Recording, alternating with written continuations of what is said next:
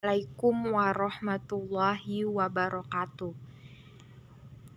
Perkenalkan, saya Mega Ayu Kurnianti, NPM 18755021, akan memaparkan materi mata kuliah teori akuntansi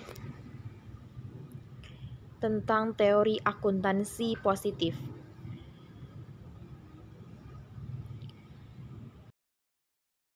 Teori akuntansi positif. Teori akuntansi positif berupaya menjelaskan sebuah proses yang menggunakan kemampuan pemahaman dan pengetahuan akuntansi serta penggunaan kebijakan akuntansi yang paling sesuai untuk menghadapi kondisi tertentu di masa mendatang. Teori akuntansi positif pada prinsip yang beranggapan bahwa tujuan dari teori akuntansi adalah untuk menjelaskan dan memprediksi praktik-praktik akuntansi. Perkembangan teori positif tidak dapat dilepaskan dari ketidakpuasan terhadap teori normatif.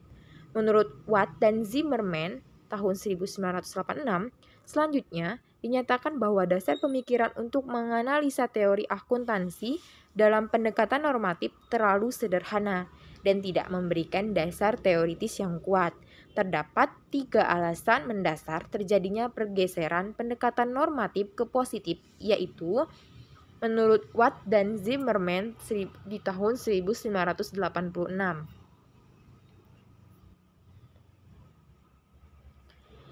Yang pertama, ketidakmampuan pendekatan normatif dalam menguji teori secara empiris karena didasarkan pada premis atau asumsi yang salah sehingga tidak dapat diuji keabsahannya secara empiris.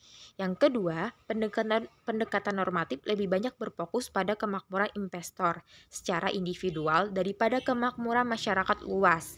Yang ketiga, pendekatan normatif tidak mendorong atau memungkinkan terjadinya alokasi sumber daya ekonomi secara optimal di pasar modal.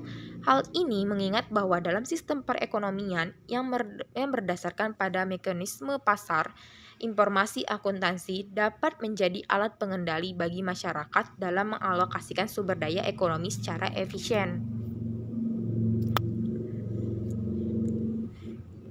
Menurut Watt dan Zimmerman menyatakan bahwa dasar pemikiran untuk menganalisa teori akuntansi dalam pendekatan normatif terlalu sederhana dan tidak memberikan dasar teoritis yang kuat. Dan Watt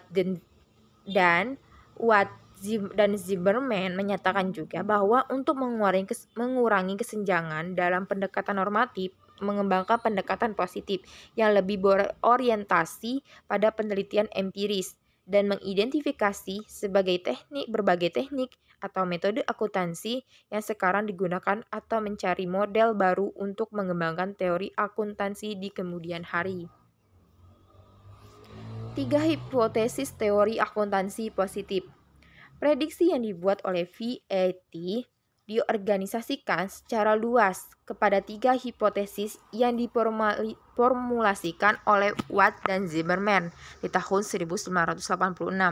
Kita akan memberi ketiga hipotesis ini membentuk opportunistic mereka. Karena menurut Watt dan Zimmerman di tahun 1990, ini adalah cara yang paling sering digunakan ketika mereka diinterpretasikan. Yang pertama, hipotesis rencana bonus. Dalam hipotesis ini, semua hal lain dalam keadaan tetap, para manajer perusahaan dengan berencana bonus cenderung untuk memilih prosedur akuntansi dengan perubahan laba yang dilaporkan dari periode masa depan ke periode masa kini. Hipotesis ini tampaknya cukup beralasan para manajer perusahaan seperti orang-orang lain menginginkan imbalan yang tinggi. Jika imbalan mereka bergantung paling tidak sebagian pada bonus yang dilaporkan pada pendapatan bersih, maka kemungkinan mereka bisa meningkatkan bonus mereka pada periode tersebut dengan melaporkan pendapatan bersih setinggi mungkin. Yang kedua, hipotesis kontrak hutang.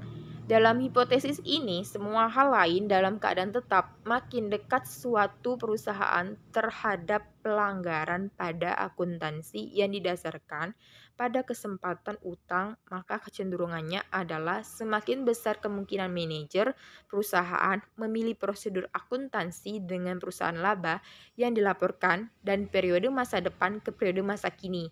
Alasannya adalah laba yang dilaporkan yang makin meningkat akan menurunkan kelalaian teknis.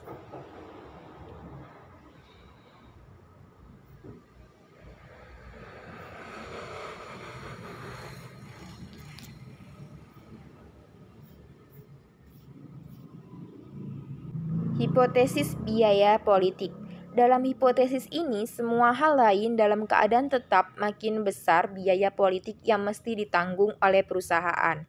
Manajer cenderung lebih memilih prosedur akuntansi yang menyerah pada laba yang dilaporkan. Dari masa sekarang menuju masa depan, hipotesis biaya politik memperkenalkan suatu dimensi politik pada pemilihan kebijakan akuntansi. Perusahaan-perusahaan yang ukurannya yang sangat besar mungkin dikenakan standar kinerja yang lebih tinggi dengan penghargaan terhadap tanggung jawab lingkungan hanya karena mereka merasa bahwa mereka besar yang kuat dan berkuasa. Jika perusahaan besar juga memiliki kemampuan meraih profit yang tinggi, maka biaya politik bisa diperbesar.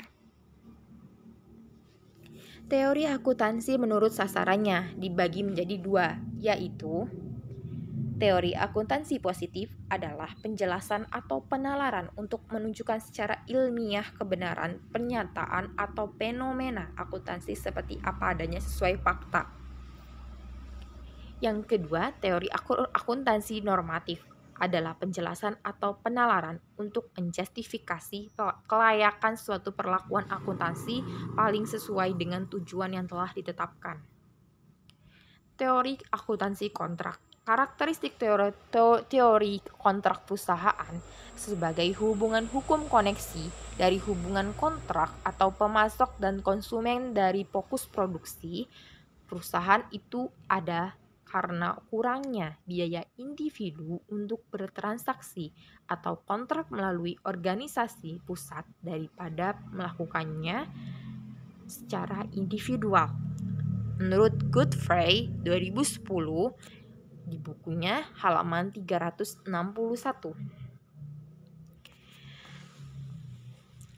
Selanjutnya, teori akuntansi keagenan.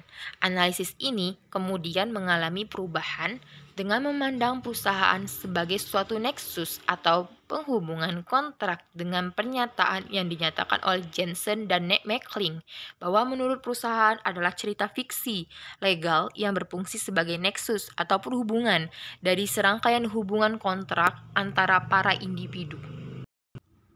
Hubungan agensi dikatakan telah terjadi ketika suatu kontrak antara seseorang atau lebih, seorang prinsipal dan orang lainnya, seorang agen untuk memberikan jasa demi kepentingan prinsipal termasuk melibatkan pemberian delegasi kekuasaan pengambilan keputusan kepada agen.